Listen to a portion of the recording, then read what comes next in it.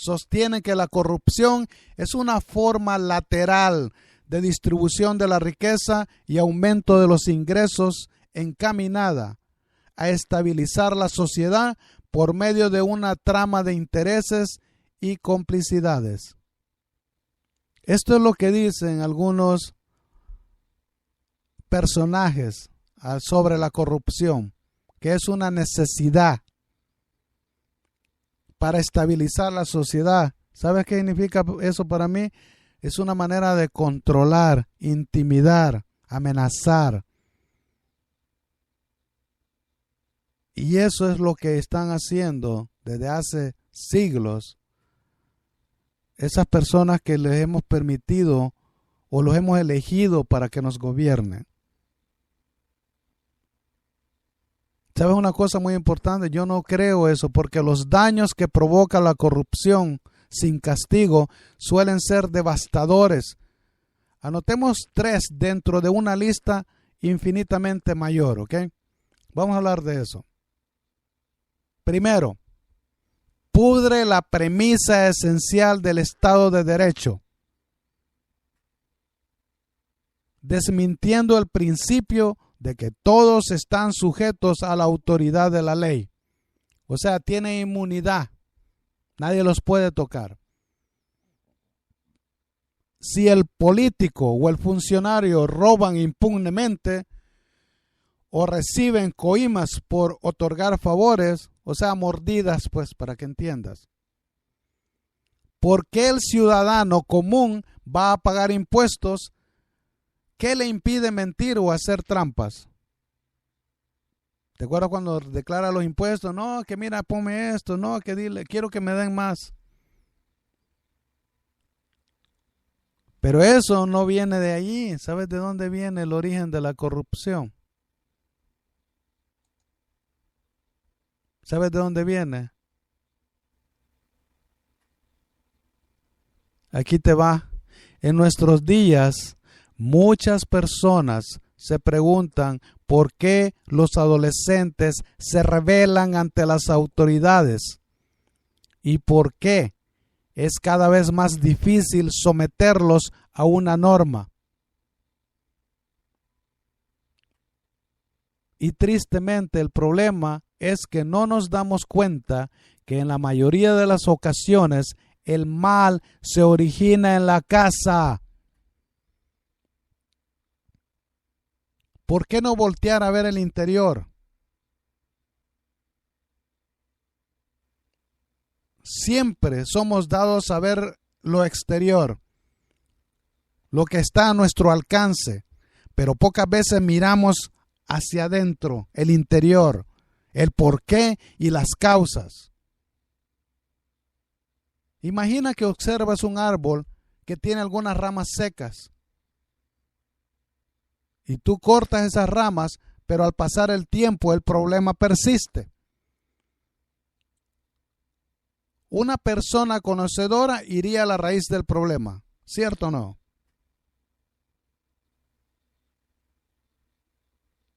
Te voy a presentar algunos datos del Instituto Nacional de Estadística, Geográfica e Informática INEGI. Y esto viene de la ciudad de México. Acerca del maltrato infantil. El porcentaje de casos comprobados de denuncias recibidas por maltrato infantil en el año, un ejemplo, 2004, fue del 59.2%. Pero el Ministerio Público, el porcentaje de casos comprobados de maltrato infantil presentados fue del 17.1% ese mismo año. Sea de una forma u otra, es evidente que el maltrato infantil está teniendo lugar mayormente en casa.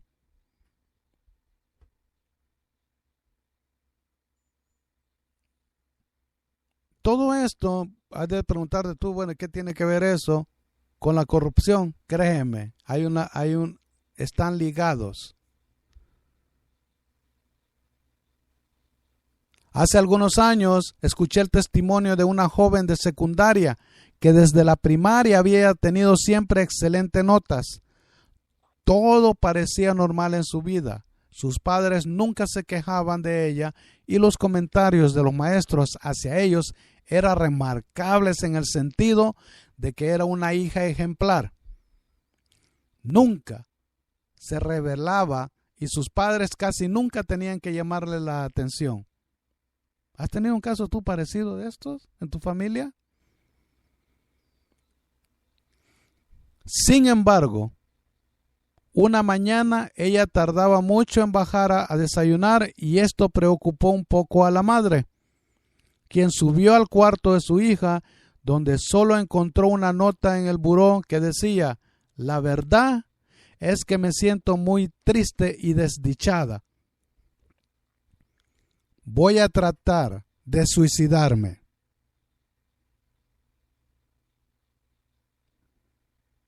Sus padres comenzaron a buscarla, pero cuando la encontraron, tristemente ya no se pudo hacer nada por ella. Había ingerido una sobredosis de pastillas. ¿Por qué los jóvenes tan brillantes tienen este tipo de comportamiento? ¿Por qué los jóvenes se introducen en el alcoholismo, lo cual les ocasiona secuelas que más adelante les impedirá continuar con sus vidas?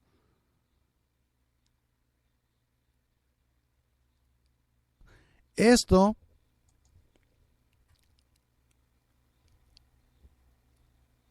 viene la corrupción. ¿Por qué? Porque ¿te acuerdas cuando venía a tocar a alguien en la puerta y te venía a buscar? Hijo, dile que no estoy. O venía a cobrar la renta, o a cobrarte el compadre lo que le debía. Dile que no estoy, que me acabo de ir. Le enseñaba desde pequeño a mentir. La ley establece que es delito vender cocaína y también apoderarse de los bienes públicos, ¿correcto? ¿Por qué no vender cocaína si otros defalcan impunemente el Tesoro Nacional? Esa es la mentalidad del latino, del hispano. ¿Por qué no asaltar un banco? ¿Qué diferencia moral hay entre robarle a todos o robarle a una empresa o a una persona específicamente? Como me decía un amigo, Marco, si robas $500, te van a meter 20 años a la cárcel y te vas a morir en la cárcel. Pero te garantizo que si robas $500 millones, te van a felicitar y hasta te van a prestar dinero. O sea, un ejecutivo de una determinada banco o una corporación puede robar y no le va a pasar nada. Ahí tiene el ejemplo de la crisis bancaria con los bancos. Toda esa crisis la planificaron ellos. Se robaron el dinero del pueblo, amenazando al gobierno, aunque el gobierno ya sabía, el presidente, y les dio el dinero. El esfuerzo que nosotros habíamos hecho para sostener este país. Y para acabarla de fregar, varios bancos, uno de ellos se fue a San Diego, le pagó a todos una semana de vacaciones y estuvieron divirtiéndose y celebrando los millones de dólares que el gobierno de Estados Unidos les había dado, riéndose de nosotros. Pero ellos están libres. Y tú que no pagaste la hipoteca de tu casa, estuviste a punto que te metieran preso, pero te quitaron la propiedad y te dejaron en la calle. Pero a ellos no les pasó nada.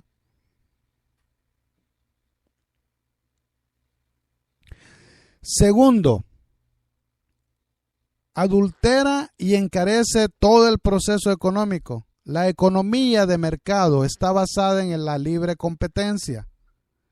Se presume que los bienes y servicios compiten en precio y calidad.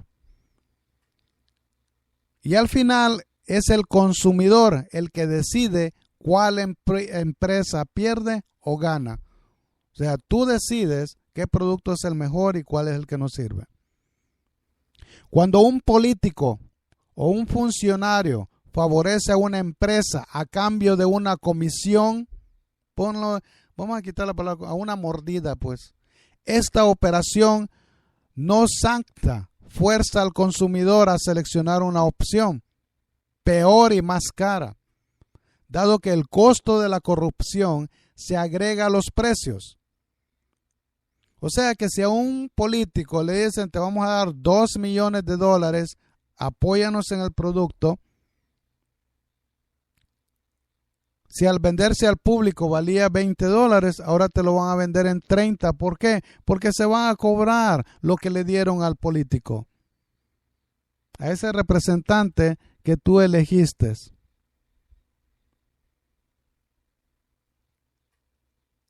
Qué interesante, ¿verdad?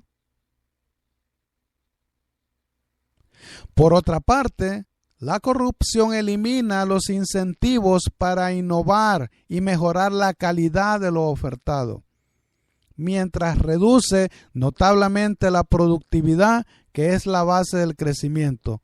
¿Será por eso que nuestros países están así? Un ejemplo, El Salvador producía café, algodón y caña de azúcar, hoy ya no lo hace. Ahí está abandonadas las tierras. ¿México qué era? ¿Qué produce México? Aparte de petróleo. Frutas, vegetales, maíz, café, aguacate, algodón, todo eso. Pero mira los campos cómo están ahora, solos.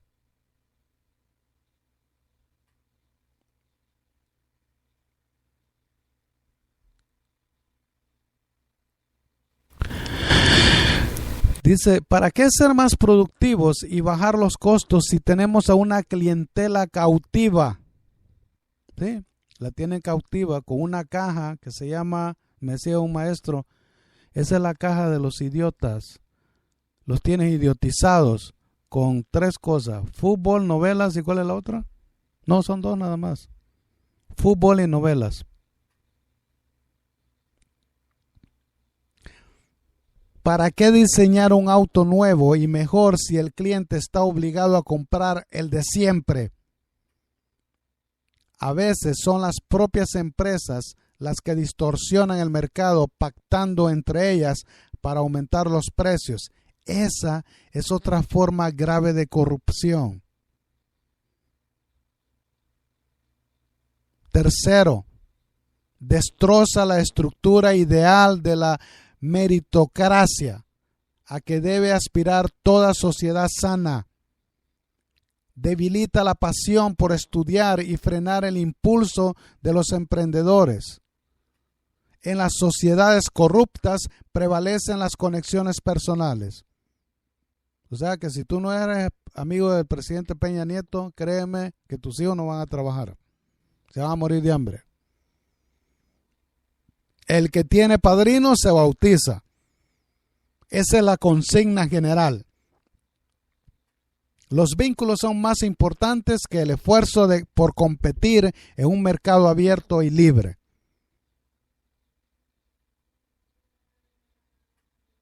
Ahora entiendo la mentalidad del hispano, porque dice, ¿qué sentido tiene quemarse las pestañas estudiando cuando para enriquecerse basta pasarle un sobre bajo la mesa a un funcionario corrupto? ¿Para qué sudar y penar en el esfuerzo por crear una empresa exitosa si para lograr el triunfo económico basta una combinación entre las relaciones personales con los políticos y la falta de escrúpulos? O sea, decir no tener moral, pues. Explotar a mis empleados, pagarles una miseria. Y si no les gusta, que se vayan. No hay duda. La corrupción acaba con el sistema político, el económico y con los valores morales. Ahora, pregúntale a los españoles que hoy transitan por esa calle oscura o incierta. Pregúntale a los españoles, porque esa fue la herencia que ellos nos dejaron. Aparte de corrupción, aparte de robarnos, nos trajeron enfermedades venéreas que no existían en América Latina, como la sífilis y la gonorrea. Dale gracias a los españoles.